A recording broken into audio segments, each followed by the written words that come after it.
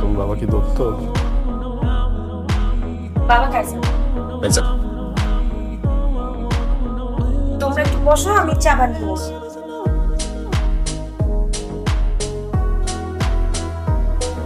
ঢাকায় থাকো? জি, স্কুলের সার্টিফিকেট পাওয়া পর্যন্ত মফস্বলে বড় হয়েছি। এরপর তো আব্বা মা মারা গেলেন, পরে ঢাকা চলে আসছি। আত্মীয় স্বজন? ওনারা বহল তবিয়াতে আছে। মানে ওই আমার বাবার যা কিছু ছিল সবকিছু দখল করে ওনারা ভালো আছেন, আমিও আমার মতো আছি, এগুলো চিন্তা করি না। না মানে একটা বেসিক রিকোয়ারমেন্ট তো আছে, আর তাছাড়া জমি জমার দামও তো অনেক বেড়েছে। তুমি প্রপার্টিগুলোকে সিকিউর করছো না কেন? আঙ্কেল, আমি আমার জীবন সিকিউর করছি।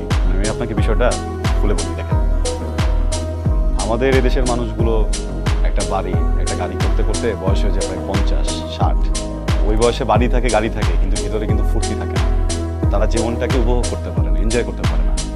এই জন্য আমি ভাবছি যে আমি এগুলোর পিছনে দৌড়াবো না। কারণ আমি তো আর এটা বলতে পারছি না যে আমি পর্যন্ত বাঁচবো কিনা, আমি তো কালো মারা যেতে পারি।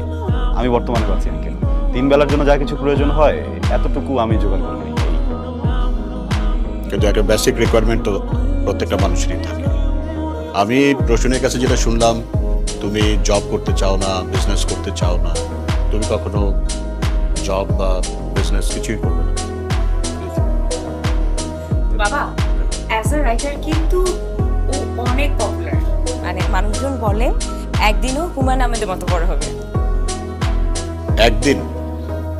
এখন তো না। ওর তো কোনো ক্যারিয়ার গোলই নেই। ও যে প্রফেশনটা বিলং করে এটা তো কোনো ফিউচার নেই,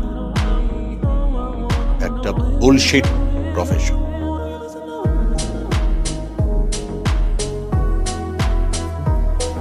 সরি আঙ্কেল, কি বললেন আরেকটা বার একটু? আমি বলেছি বুলশিট প্রফেশন।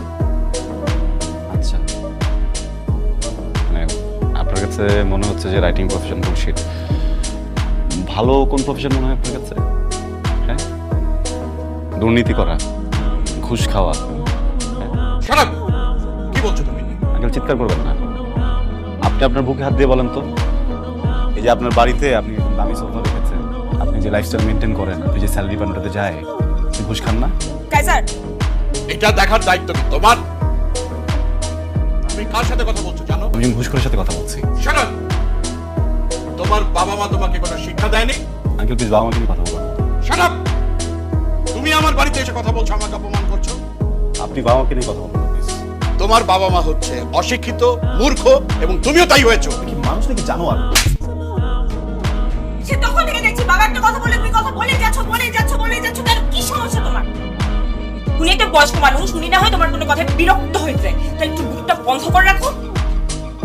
প্রফেশন নিয়ে কথা বলছি। মুখ বন্ধ করো কাইজার। কাইজার বেশ বাসা থেকে বের হও। আমার বাবা মাকে নিয়ে কাইজার আমার বাসা থেকে বের হও। Just because I love you আমি আমার দারোয়ান আজকে ডাকতেছি না। আর এটা কোনো ওয়ার্নিং না, এটা আমার ফাইনাল ডিসিশন। আমার সাথে আর কোনো ধরনের যোগাযোগ করবে না, বের হও। আমি তো বাবা মাকে নিয়ে বের হও কাইজার।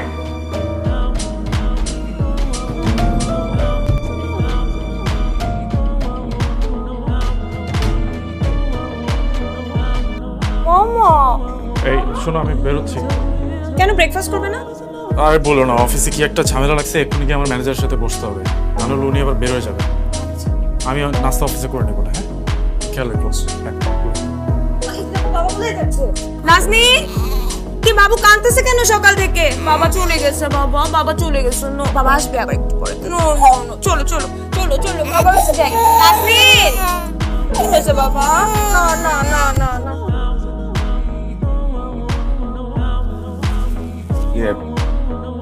সারাজ দেখা করতে পারবেন না। আপনার কিছু বলার থাকলে আপনি তো বলতে পারবেন। কেন আপনি স্যারকে বলেন নাই আমি হাসিম সাহেবের রেফারেন্সে আসছি? বলেছি, তারপরে উনি দেখা করতে পারবেন না। Sorry, thank you. স্ট্রেঞ্জ।